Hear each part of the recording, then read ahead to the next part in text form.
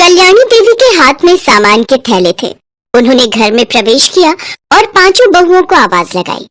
संध्या, उषा, आशा, अनीता, रोशनी, जरा पांचों इधर आओ। अपनी सास की आवाज पांचों ने सुन ली थी, पर पांचों अनसुना कर देती हैं। अरे पांचों कान में रुई डालकर बैठी हो, कितनी देर से आवाज लगा रही हो। जब पांचों बहुओं ने देखा कि उनकी सास का गुस्सा सातवें आसमान पर चढ़ने वाला है, तो वो पांचों भागी हुई आ गई। कितनी देर लगा दी आने में, कब से तुम सबको ये सामान देने के लिए बैठी हूँ। मुझे अभी मंदिर भी जाना है। कान खोलकर सुन लो, कुछ दिनों में होली का त्योहार आने वाला है। तुम्हारी बुआ सास की बेटी अंजू की पहली होली है, इसलिए वो सब हमारे घर ही आकर मनाएंगे। ननद जी ने बोला है कि मैं अपने मायके में ही अपनी बेटी की होली मनाऊंगी, इसलिए वो अंजू के साथ रहने आ रही हैं। सहारनपुर वाली बुआ जी अब तो गए काम से, वो तो धीरे उषा धीरे। ठीक है अम्मा जी, आप समझा दो कैसे कैसे करना है। देखो, गुजिया, मठरी, समोसे, नमक पारे, शक्कर पारे तो बना ही लो। साथ में मटर की कचौड़ी, आलू की कचौड़ी और हाँ, दाल की कचौड़ी भी बना ही लेना। हो गई भाभी हम पांचों की होली। चलो हलवाइन बनने को तैयार हो जाओ। हाँ, अब एक हफ्ते तक बुआ जी के नखरे भी तो सहने हैं। सब बहुओं ने सामान के थैले हाथ में पकड़े और रसोई घर में जाकर बतियाने लगी। संध्या भाभी, अम्मा जी तो हमेशा ही हमें होली आने पर काम में लगा देती हैं। इतने ढेरों पकवान बना बना कर तो कमर टूट जाती है। वही तो, बुआ जी आती है और ढेरों पकवान खा पी कर कुछ दिन आराम से विदा कर चली जाती है। और इस बार तो अंजू भी आ रही है, पता नहीं कितने दिन रुकेंगे ये लोग। कोई बात नहीं, अब अम्मा जी ने बोला है तो हमें करना तो पड़ेगा ही। त्योहार के मौके पर अब वो आ रही है तो मना भी नहीं कर सकते। एक काम करते हैं, हम लोग कल से ही पकवान बनाने शुरू कर देते हैं, क्योंकि गुजिया और मठरी समोसे बनाने में समय लग जाएगा।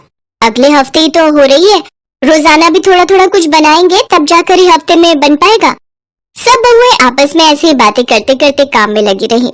अगले दिन से सब होली के पकवान बनाने में लग गई। उषा भाभी, देखना ये मावा सही भुन गया है गुजिया के लिए। हाँ, थोड़ा सा रह गया, हल्का सा और भून लो। अनीता, रोशनी, तुम दोनों कचौड़ी का मसाला बना लो, तब तक मैं गुजिया भर लेती हूँ। बहुत बढ़िया, कितना अच्छा लग रहा है। मेरी बहुएं होली के पकवान बनाने में लगी हुई हैं। जरा गुजिया को अच्छे से तल लेना, कच्ची ना रह जाए। कल सुबह ही तुम्हारी बुआ जी और अंजू आ जाएंगे। कल? पर माँ जी, होलिका दहन तो परसों है। बुआ जी कल आ रही हैं। अरे हाँ, मैं तो तुम्हें बताना ही भूल गई। तुम्हारे बाबूजी अभी थोड़ी देर में आते ही होंगे। तुम्हारी बुआ सास बता रही थी कि अंजू के ससुराल वाले भी पहली होली पर उनके घर पहुंच रहे थे, पर उन्होंने जब बताया कि वो यहाँ आ रही है, तो उन्होंने भी यहाँ आने का प्लान बना लिया। इसलिए अंजू के ससुराल वाले भी हमारे घर ही होली खेलेंगे। क्या? यहाँ पर? अपनी सास की बात सुनकर पांचों बहुएं दंग रह जाती हैं, क्योंकि अभी तक तो बुआ जी और उनकी बेटी ही आ रही थी, पर अब अंजू के ससुराल वाले भी आने वाले हैं। ये सोचकर सबका दिमाग खराब हो जाता है। मैं तो अभी से सपना देख रही हूँ कि मैं रसोई में पूरियां ही तलती रह गई और इन्होंने मुझे गुलाल भी नहीं लगाया। नहीं नहीं नहीं, ऐसा हुआ तो। अरे अरे, सपने से जाग जाओ रोशनी महारानी, हम तो होली खेलने से ही रह जाएंगे और रसोई में ही पूरा दिन गुजार देंगे। अब कुछ नहीं हो सकता। होली के सारे पकवान बनकर तैयार हो चुके थे। ये सोचकर अभी पांच बहुएं थोड़ी तसल्ली ले ही रही थी कि उन्हें ये सुनने को मिल गया कि अंजू के घर के भी लोग आएंगे। खैर, अब जो होने वाला था वो तो आगे ही पता चलता। अगले दिन बुआ जी और अंजू आ जाते हैं। भैया, मैं सोच रही थी अंजू के ससुराल वालों को देने के लिए लिफाफे बना लेती। आखिर सब पहली होली पर आ रहे हैं, तो खाली हाथ लौट आना ठीक नहीं रहेगा।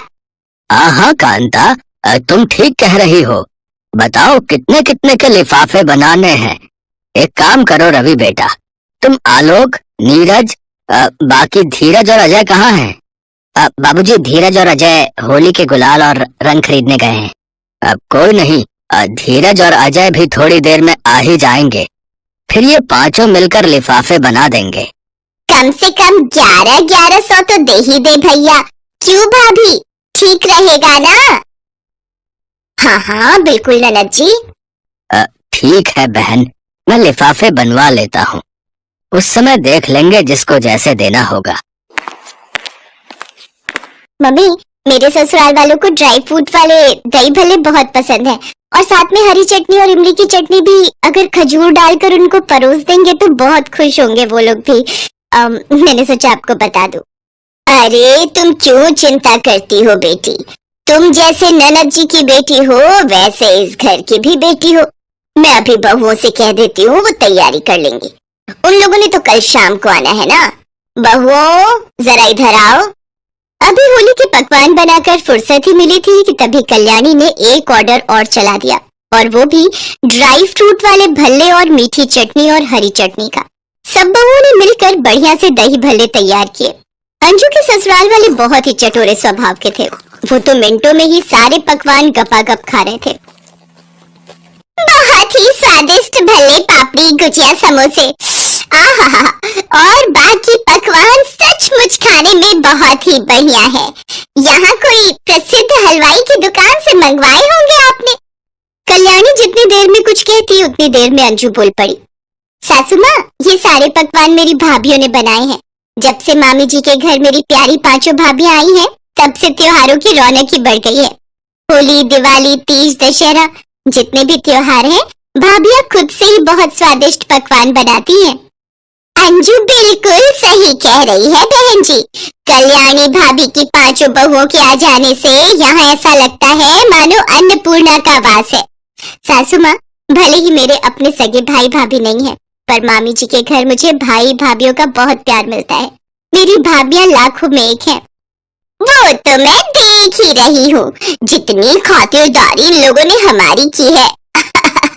सचमुच दिल खुश हो गया। आज बुआ जी और अंजू के मुंह से अपनी इतनी तारीफ सुनकर बहुएं खुशी से फूले नहीं समाती। कल तक जो बुआ जी और अंजू के आने पर ज्यादा काम को लेकर परेशान हो रही थी, आज वही बुआ जी और अंजू उनका मान सम्मान बढ़ा रही थी। उसके बाद परिवार के सब लोग मिलकर गुलाल और रंगों की होली खेलते हैं। अंजू की पहली होली बहुत अच्छी होती है, जिसका श्रेय पांचों बहुओं को जाता है। अंजू के ससुराल वाले खुशी खुशी विदा होते हैं। होली के अगले दिन जाते जाते बुआ जी बहुओं के हाथ में शगुन के लिफाफे देती हैं। ननद जी, ये सब क्यों? ये ऐसे, अरे रहने दो ननद जी। भैया भाभी, मना मत करना। अंजू के पापा की तबीयत ठीक नहीं रहती है, जिस कारण वो तो साथ आ नहीं पाए, पर आप सबने अंजू के लिए इतना कुछ किया है। उसकी पहली होली पर उसके ससुराल वाले इतना खुश होकर गए हैं, इसीलिए ये मैं अपनी इच्छा से बहुओं को होली का शगुन दे रही हूँ। उसके बाद बुआ जी पांचों बहुओं को शगुन का लिफाफा देती हैं और अंजू के साथ खुशी खुशी विदा होती हैं। उनके जाने के बाद जब बहुएं लिफाफा खोलकर देखती हैं तो हैरान रह जाती हैं। 2100 रुपए का शगुन! हाँ, हम सबके लिफाफों में 2100 रुपए का शगुन डालकर दिया है बुआ जी ने।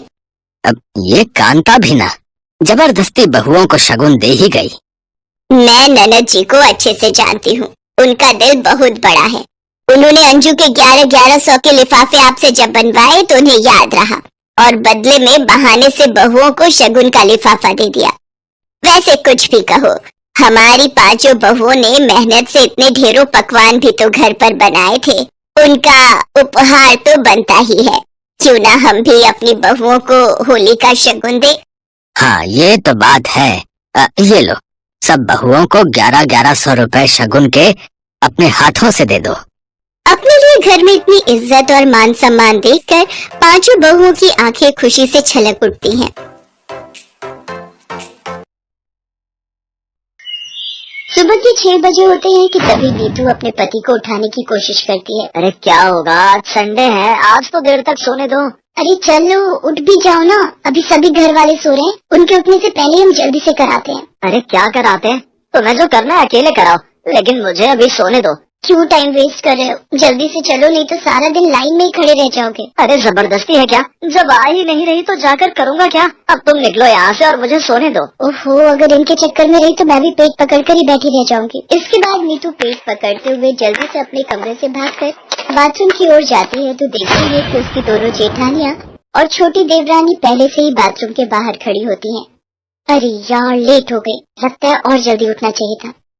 नीतू को देखकर उसकी देवरानी कहती है, आओ दीदी, जल्दी से आकर लाइन में लग जाओ। पर अगर तुम सब बाहर हो तो फिर टॉयलेट में है कौन? और कौन होगा मम्मी जी के सिवा? निधि जोर जोर से दरवाजा पीटते हुए कहती है, अरे मम्मी जी, आप कहीं सो तो नहीं गई? जल्दी से बाहर आ जाओ, यहाँ लाइन लगी पड़ी है।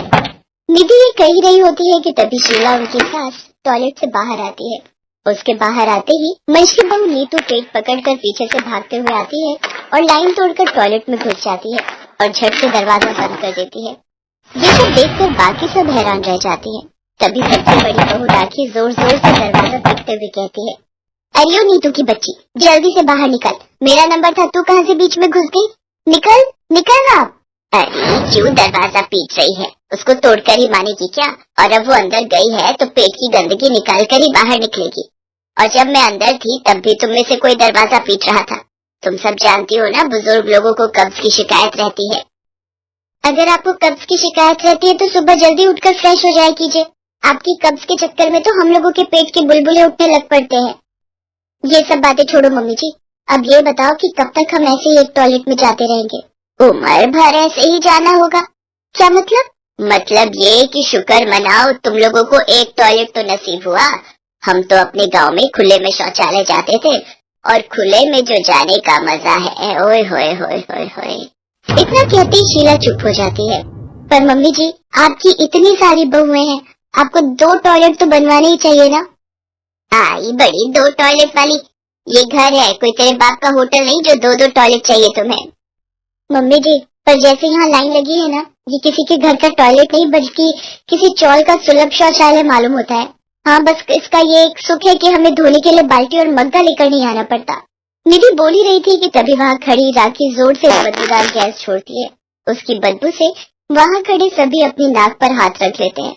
उसके ऐसा करते ही शीला कहती है, हाय मोरी मैया, ना जाने क्या ठूसा था इस कमबख्त ने रात में जो इतनी गंदी बदबू निकाली है।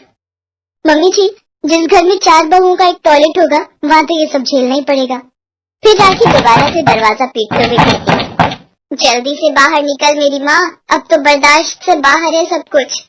ये कहकर राखी फिर से दरवाजा पीटने लगती है। शीला देवी की जॉइंट फैमिली थी जिसमें उसकी 4 बहुएं थी और 4 बेटे थे, और उन सबके लिए केवल एक ही टॉयलेट था। सारे घर एक ही टॉयलेट यूज करता था। वैसे कहने को तो उस घर में 2 टॉयलेट थे, लेकिन दूसरे टॉयलेट की सीट टूट रखी थी और फ्लश पूरी तरह खराब था, जिस वजह से कोई उसे यूज नहीं करता था। बेचारी सारी बहुओं का आधा दिन तो टॉयलेट में अपनी बारी आने के इंतजार में ही गुजर जाता, और ऊपर से अगर गलती से कोई मेहमान घर पर आ जाए तब तो समझो हो गई छुट्टी। ऐसे ही एक दिन दरवाजे की घंटी बजती है। तभी नीतू दरवाजा खोलती है। मैडम, रश्मि जी का पार्सल आया है। रुको, मैं अभी उसे बुलाती हूँ। रश्मि, अरे ओ रश्मि, जल्दी आ, देख तेरा पार्सल आया है। आई दीदी। ये लीजिए। पार्सल देकर कुरियर बॉय वहाँ से जाने लगता है। तभी वो रुककर उन दोनों से कहता है, अगर आप बुरा ना मानो तो क्या मैं आपका टॉयलेट यूज कर सकता हूँ? लेकिन क्यों? क्यों मतलब, ये तो नेचर कॉल है, कभी भी आ सकती है, और इस वक्त मेरे लिए जाना बहुत अर्जेंट है। दीदी, अभी कोई होगा तो नहीं ना टॉयलेट में? मैं क्या जानू रश्मि, लेकिन अब अगर इसे जोर की लगी है तो कर भी क्या सकते हैं। ले जाओ इसे। रश्मि इसको टॉयलेट की तरफ लेकर जाती है, लेकिन जैसे ही कुरियर बॉय दरवाजा खोलने की कोशिश करता है तो वो अंदर से बंद होता है। इतने में अंदर से आवाज आती है, अब कौन है बे, कम से कम यहाँ तो चैन से बैठने दो, सुबह जाने नहीं देते, दिन में भी परेशान करके रखा है। अब तो जब तक कार्यक्रम पूरा नहीं होता मैं बाहर नहीं आऊंगी। अरे दीदी धीरे बोलो, अगर गलती से किसी ने सुन लिया तो क्या सोचेगा? सुनने दो, अगर कोई सुनता है तो कम से कम औरों को भी तो पता चले कि कैसी जालिम सास है हमारी, जो 4-4 बहुओं के लिए सिर्फ एक ही टॉयलेट रखा हुआ है। इसके बाद रश्मि उस आदमी से कहती है, जी माफ कीजिएगा लेकिन आपको थोड़ा वेट करना होगा। कोई बात नहीं जी, मुझे इनके जितनी इमरजेंसी भी नहीं है। ये कहकर वो आदमी क्रॉस लेग करके खड़ा हो जाता है, लेकिन काफी देर इंतजार करने के बाद भी जब निधि बाहर नहीं आती तो वो आदमी जल्दी में वहाँ से निकलने लगता है कि तभी रश्मि पीछे से आवाज देते हुए कहती है, अरे रुकिए तो, कहाँ जा रहे हैं आप वो काम पूरा करके ही जाइए। नहीं करना मुझे कोई टॉयलेट, अगर मैं ऐसे ही वेट करता रहा तो मेरी पैंट यहीं गीली हो जाएगी। इससे तो अच्छा होगा मैं बस स्टैंड पर बने सुलभ शौचालय में चला जाऊं। ये कहकर वो आदमी वहाँ से भागता हुआ चला जाता है। रश्मि अपना सर पकड़कर बैठ जाती है। कुछ महीने ऐसे ही बीतते चले गए, लेकिन टॉयलेट की समस्या ज्यों की त्यों बनी रहती है। एक शाम जब शीला घूमने गई होती है तभी चारों बहुएं बैठकर रोज की इस परेशानी का हल ढूंढने के विषय में चर्चा करती हैं। हे भगवान, अब क्या दिन आ गए, हमारी जो सास की चुगलियां छोड़कर टॉयलेट के ऊपर चर्चा करने बैठे हैं हम। सब हमारी सासू माँ का किया धरा है। वो सब तो ठीक है, लेकिन अब ये सोचो कि कैसे हम अपनी सास को दूसरा टॉयलेट भी ठीक करने के लिए मनाएं। ऐसे तो मानने से रही, हमें कोई तरकीब सोचनी पड़ेगी जिससे सांप भी मर जाए और लाठी भी ना टूटे। वैसे मेरे पास एक आइडिया है। क्यों ना हम में से एक का पेट खराब कर दिया जाए, जिससे सारा दिन उसका टॉयलेट में ही बीते। फिर जब मम्मी जी को टॉयलेट यूज करने नहीं मिलेगा, तभी उन्हें दूसरे टॉयलेट की अहमियत समझ में आएगी। वो तो ठीक है, पर किसका पेट खराब करे? तू अपना कर ले, मैं तेरे लिए जमाल गोटा लाई देती हूँ। वाह जी वाह, ये क्या बात हुई? मान न मान मैं तेरा मेहमान। अगर मुझे टॉयलेट में जगह ना मिली तो मेरा तो हो जाएगा ना वही काम तमाम। ऐसा करो, आपका आइडिया है, आप पर ही आजमा कर देखते हैं इसे। ना बाबा ना, ओहो, हम सब क्यों अपना पेट खराब करें? जिसकी वजह से ये परेशानी हो रही है उन्हीं का खराब करते हैं। अभी तो सास होने का फायदा उठाकर वो हमसे पहले टॉयलेट चली जाती हैं। हाँ, ये अच्छा आइडिया है। यही। उसी शाम अपने प्लान के अनुसार वो चारों अपनी सास के खाने में जमाल गोटा मिला देती है। कुछ देर में शीला के पेट में गड़बड़ शुरू हो जाती है और वो भागते हुए टॉयलेट की तरफ जाने लगती है। लेकिन तभी रश्मि झट से टॉयलेट में जाकर अंदर से दरवाजा बंद कर लेती है। शीला दरवाजा खोलते हुए चिल्लाकर कहती है, अरे करमचंदी, तुझे सुबह से टाइम ना लगा? जो मेरे जाने पर ही घुसना था तुझे, जल्दी निकल पा। कुछ देर में रश्मि बाहर आती है। तभी शीला झट से अंदर जाकर फ्रेश होती है और पसीना पोंछते हुए बाहर आती है। लेकिन अभी वो अपने कमरे की ओर जा ही रही होती है कि तभी उसके पेट में फिर से गुड़गुड़ाहट शुरू हो जाती है और वो वापस टॉयलेट जाने लगती है। लेकिन तभी निधि टॉयलेट जा रही होती है कि शीला उसको कहती है, अरे ओ कहाँ चली? मुझे बड़ी जोर की आई है, जरा भी देर हुई तो तुझे ही साफ करना पड़ जाएगा। मुझे भी जोरों की लगी है मम्मी जी, आप थोड़ी देर इंतजार करो, मैं यूं गई और यूं आई। ये कहकर वो टॉयलेट चली जाती है। अरे जल्दी निकल जा, निकल मेरी माँ। कुछ देर में राखी भी वहाँ आ जाती है और वो शीला से पूछती है, क्या हुआ मम्मी जी, आपका पेट खराब है क्या? हाँ, लग तो मुझे भी यही रहा है, पेट में जोरों की गुड़गुड़ाहट हो रही है, लेकिन ये मरजानी कब से टॉयलेट पर कब्जा करके बैठी हुई है। अब पता चला मम्मी जी, अगर दूसरा टॉयलेट होता तो क्या आपको इतनी परेशानी होती? इसीलिए कहते हैं इतनी बड़ी फैमिली में 2 टॉयलेट होना बहुत जरूरी है। घर में कमरे भले ही कम हो, लेकिन टॉयलेट तो 2-3 होने ही चाहिए। बिल्कुल सही कह रही हो बहू, अगर कभी किसी का मेरी तरह पेट खराब हो गया तो उसका तो खड़े खड़े ही रायता फैल जाएगा। अब मुझे समझ आ गया, अब मैं कल ही दूसरा टॉयलेट ठीक करवाऊंगी। इतना कहकर शीला वहाँ से चली जाती है। तभी चारों बहुएं आपस में ताली देते हुए कहती हैं, अपना मिशन कामयाब हुआ।